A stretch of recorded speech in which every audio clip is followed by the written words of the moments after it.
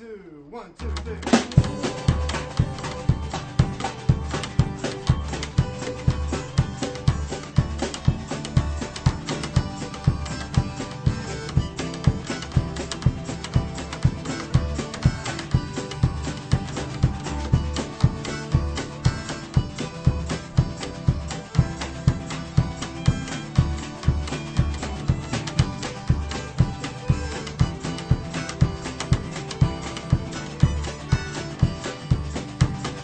Hello and welcome to Ithaca DSA Presents.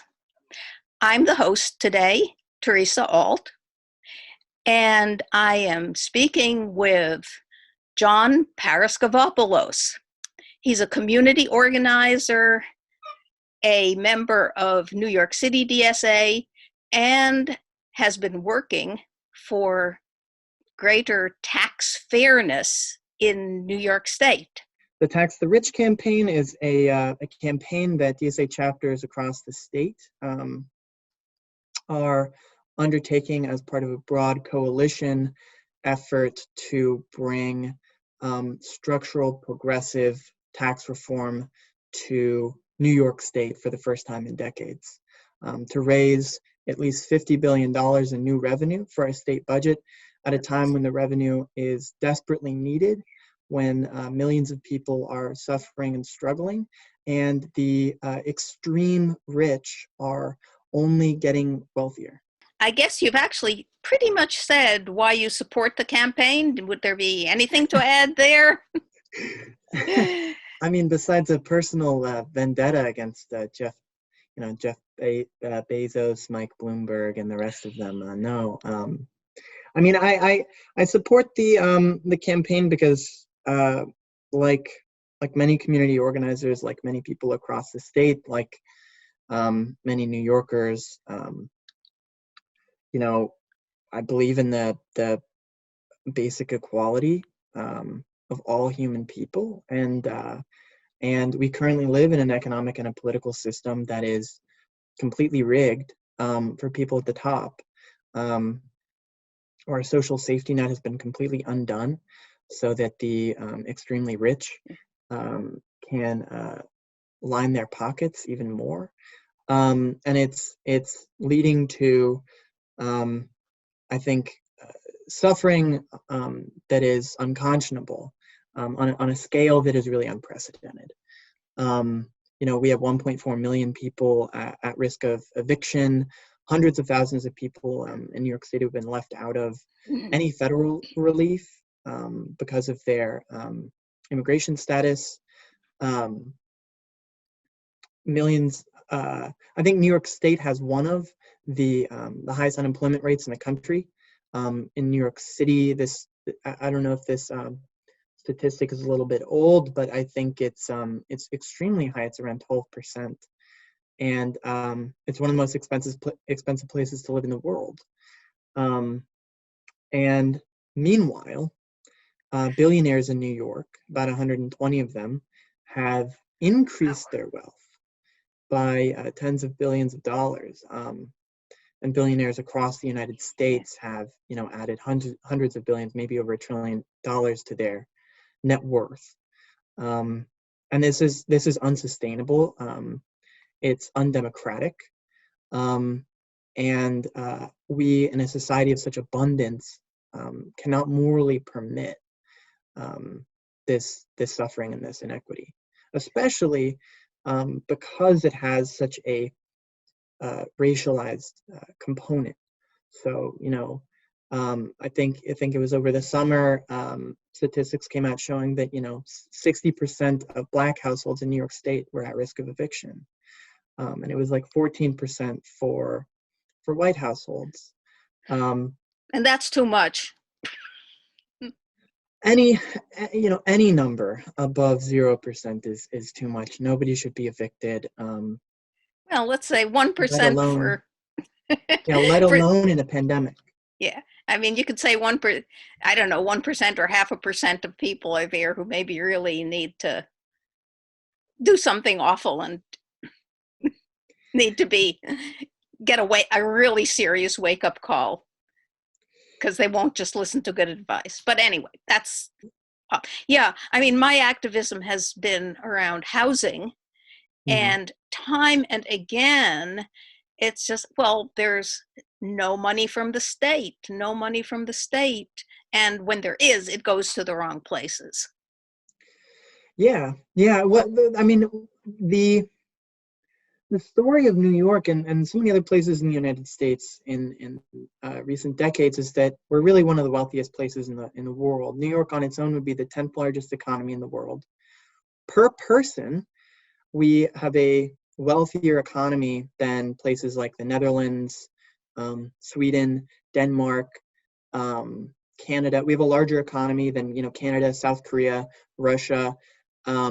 There is a tremendous abundance of resources, energy, and money to go around that could guarantee everyone more than a basic, safety net and a level of economic dignity.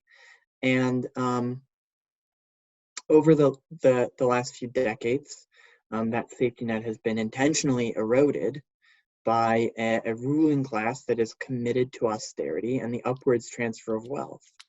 And this was always justified by the argument that this would somehow, create jobs, spur economic growth. And what we've seen is the opposite. It slows economic growth. Trickle down is a lie. It doesn't create jobs, and it's led to really disastrous things like some of the highest rates of childhood poverty, and economic insecurity in general, homelessness. And we know that the money is there. We know that these policies don't work. And it's time to turn the ship around and start adequately funding our state and our social services, because this is wealth that's generated by all of us, by everyone who is working in New York. And I think the one word you maybe you implied but didn't use was inequality. The gap between rich and poor in New York State, so I understand, is one of the greatest in this country, and this country is a rather bad one, so to speak, in worldwide terms. Yeah, that's completely correct. The United States was already an extremely unequal place, and New York State is the most unequal state in the country. Yeah. The average income of someone in the top 1%, according to, I think, 2017 numbers, so it might be higher now, is about $2.2 million. And the average income for someone in the bottom 99% is about $44,000. And that's across the whole state. So, they're making off like bandits. And yeah, to be the most unequal state in the United States is really saying something. Yeah. So, okay, so we know why we need this kind of financial reform, tax reform within the state. Could you tell me what specifically the Tax the Rich campaign is trying to achieve? Yeah, of course. And I'd like to say one thing that I sort of glossed over. I spoke a little bit about the effects of the pandemic, which everyone knows have been really horrendous, with food insecurity, housing insecurity, all these things, overwhelmed hospitals. But we were in a manufactured budget crisis before the pandemic, especially under Governor Cuomo's control. We have seen public programs eviscerated, the number of hospital beds reduced, public hospitals closed. Prior to the 1970s, New York City was a model of civic and public investment and public infrastructure. And since then, we have seen systematic disinvestment in public programs while the state of the economy grows, while people get wealthier, while productivity continues to go up. Our subways in New York City, and I know that's a downstate thing, but have I think something like a $40 billion capital maintenance backlog. The same for public housing in New York City. And we have a persistent, underfunding of public schools across the state. And so this isn't just about the pandemic. This is really about turning something around that was started in decades ago and has only gotten worse under Cuomo, who's deeply committed to austerity. And and thank you for letting me inject that. So Yeah, well, we share a lot of that here. I mean, no, we don't have subways, but yes, we do have buses, and we desperately need more buses because there are a lot of people in this county who just are not served by any public transportation. yeah, And and this at a time when they are being driven out of the city to live in the far reaches of the country because rents are unaffordable in places that are served by public transportation, basically. yeah. So what the campaign is specifically fighting for. So the campaign is called the Invest in Our New York campaign, and DSA, and within DSA, it's the Tax the Rich campaign. But it is a campaign comprised of a broad coalition of some of the largest member-based nonprofits in the state. So I think at least 80 organizations have signed on, but the steering committee includes Vocal New York, Empire State Indivisible, Make the Road, Citizen Action. Gee, I don't want to forget Working anyone. New York Families City Party, I DSA, Working believe. Families Party, yes, and Alliance for Quality Education, and there have been efforts to raise taxes on the rich in the past, which were unsuccessful. And given the more dire state of the economy and our public sector right now because of the pandemic, this coalition came out with a new platform that includes 6 bills that would collectively raise at least $50 billion in new revenue. So not just a one-shot injection, not just, a little bit of cash from the federal government, a stimulus bill or something. This would be $50 billion every year in new revenue to pay for all of the things that we need and greatly increase the quality of life in New York State to something that we deserve for, given how wealthy our economy is, how wealthy our state is, and how hard people in New York work. Yeah, and another thing that I understand has changed politically is the composition of the state Senate. Exactly, we have a supermajority now, and prior to 2018, there was the Senate was effectively in control of the Republicans because of the IDC, the Independent Democratic Caucus, if I recall the acronym correctly. Since 2018, we've had a Democratic majority. The IDC was defeated, and a lot of banner items that had been on the table for a while were able to be passed. And now we have a supermajority, which is even better because previously Cuomo was able to sort of meddle and obstruct in things. This happened with, the campaign for HALT, some of the tax the rich bills, and things like marijuana legalization. And now we don't need Cuomo's approval. However, the executive still controls the budget process. And so this will still be a tricky fight. This will be a fight because this is, I think you said, part of the budget process. Exactly. Yeah. But let's get back to what those parts of the bill are. Yeah, so they are six independent bills. As I understand it, some things were undergoing modification earlier on, but I think we've settled on 6. And they would increase taxes on the highest incomes in New York State. Broadly, they just increase taxes on the top 5% of earners, people who have been doing better, even in 2020. They would increase taxes on the highest earners, on extreme and accumulated wealth, and on corporate profits. And these are all areas of our tax code that are undertaxed and underutilized, and places where we can raise significant amounts of revenue with relatively simple changes that would not affect anyone in the middle class. Yeah, I can tell you, I actually went to that website that you told me about and thought, I guess we're doing okay here. I mean, my husband and I, we'd be okay paying slightly more taxes. And I looked, and we didn't come near to the income where they start to. You should. Yeah, exactly. I mean, We should name the income where it starts to go up. We've heard that elsewhere.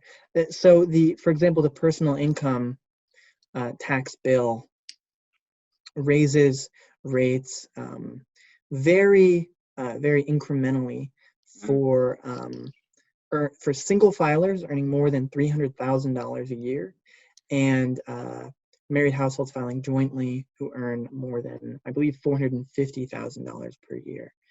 And already, we've heard, grumblings that this would affect the middle class, but really it doesn't.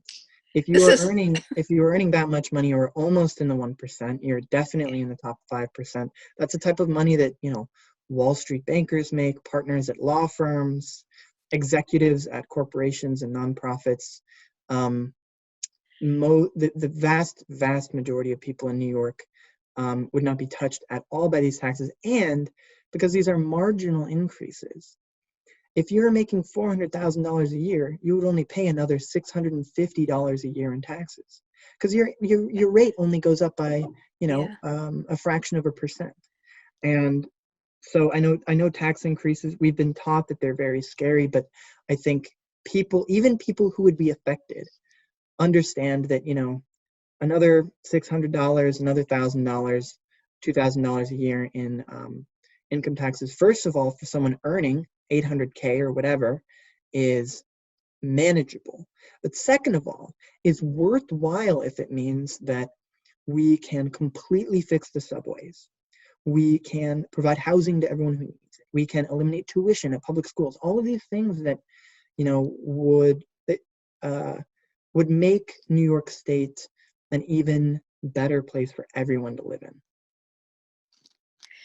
Yeah, and let me say, I think Tompkins County has hardly any residents who make that kind of money. Mm. It's maybe a slightly different financial system. I sometimes think it's a different currency here than in the city, but yeah.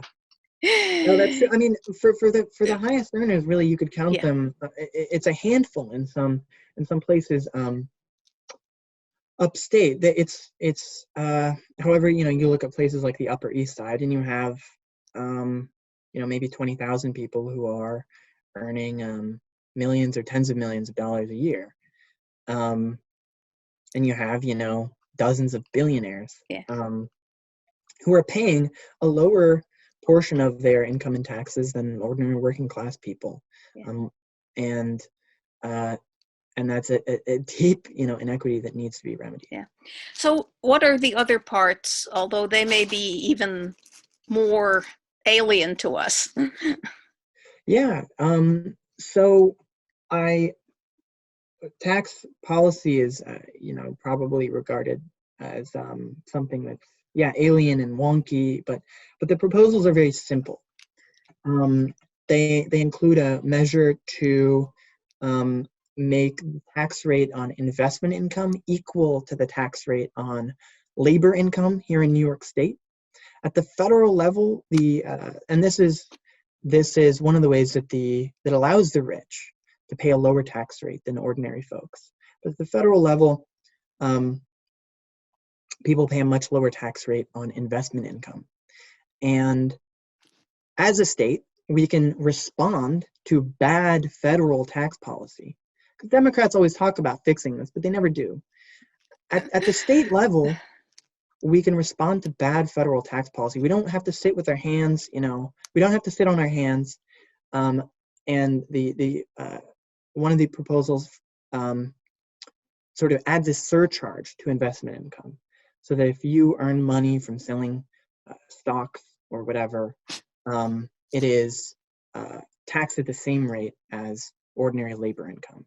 And people, their first thought is like, oh, will this affect my pension or 401k or right or if I'm a day trader, I don't know, whatever.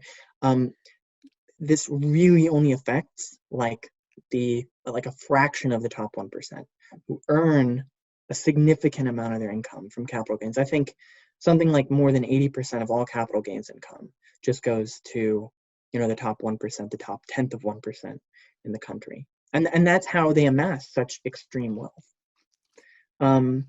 The third proposal, because you can't just tax incomes, you have to tax incomes, wealth, and corporate profits, because if you just tax one sector, then the rich will move their money into another one. So the second sort of plank is to tax extreme and accumulated wealth. And the third of the 6 proposals is a progressive inheritance tax that gets rid of our estate tax. New York has an estate tax, and it's pretty weak and easy to avoid. In last year, there were 132 estates that equaled a cumulative about $3.5 billion. There are extremely wealthy people in New York who pass on and then leave these extreme sums of money to heirs. And this is, first of all, kind of anti-democratic. This is what creates an aristocracy if we don't tax intergenerational wealth, extreme intergenerational wealth. That's how we get with these political families that rule our democracy, like the Carnegies and Bloombergs and Trumps and whatever. And it's also a leading source of racial inequity and the racial wealth gap. Something like 2/3 of the nation's wealth is held by the top 10% of white families. So if we really want to do something about the racial wealth gap, we have to tax extreme intergenerational wealth transfers. So the third proposal creates a progressive inheritance tax and gets rid of the estate tax completely. It starts at $250,000 with a very modest rate of, I think, like 2.5%, maybe 5%, but I think 2.5%, and increases to about 50% of everything over $10 million. And again, marginal, just like income tax rates. And it's worth noting that this would, again, only affect like the top 1%. Most people do not receive any inheritance in this country. And among those who do, the median value is like less than $90,000. The median value of an inheritance for people in the top 1% is about between $700,000 and $800,000. So this tax is really only aggressively targeting people in the upper echelons of the top 1%. The fourth bill is an amendment to the Constitution to permit wealth taxes. And sorry if I'm going on. You can stop. That's fine. That's fine. No, this is. I won't get too much into the weeds, but the fourth bill will amend the Constitution to allow a real wealth tax, because currently our state constitution prohibits taxing intangible property, which means stocks, bonds, and guess what? That's the type of property that the richest people own. That's where they make their capital gains income, and this is a pretty big inequity because middle class people are more likely to store their wealth in the form of a home. And guess what? If you own a home, you pay a wealth tax every year in the form of a property tax. Yes. And this is, by the way, this is probably a worse problem out here than in New York City, because I know New York City has a city income tax. It's something we don't have out here. We don't have any equivalent to it. And everything, Medicaid, everything is put on the local property tax. Exactly. Which massively raises the rents because renters pay property taxes. They just don't, not as a separate check, as combined, rolled into their rent check. Mm-hmm. And totally. It's a terrible drag on, again, not a problem if you're up, say, median or above median income, but a big problem if you're below median and it isn't graduated at all. Yeah. And we've already seen localities outside of New York City starting to raise or talk about raising property taxes in order to make up for state budget cuts enacted by Cuomo. It happens all the time. Yeah.